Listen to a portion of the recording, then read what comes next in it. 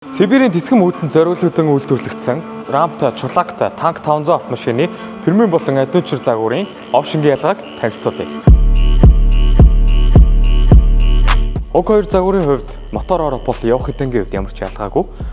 Тагаатан талаас нь ялгаа гэвэл адвенчур загвар нь ил гишгүүртэй 18 инч бод оруулж өгсөн байдаг бол премиум загвар нь эв хэгдэг гишгүүр болон 19 инч бод оруулж өгсөн байдаг.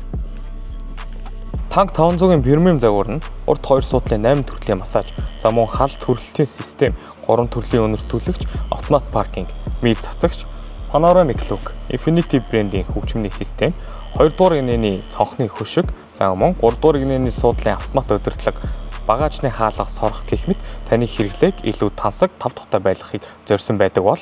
харин адвенчур загвар дээр урд 2 суудлын 8 төрлийн массаж, 3 төрлийн өнөртүүлэгч, мил цацагч, автомат паркинг, 2 дугаар гинэний цонхны хөшиг байдаггүй бөгөөд бүх суудлын халаагуур стандарт лук, 3 дугаар гинэний сандал болон багажны хаалгыг механикаар шидэж өгснөөр энэхүү загвар маань илүү энгийн хэрэглэхэд хялбараар үйлдвэрлэгдсэн байдаг.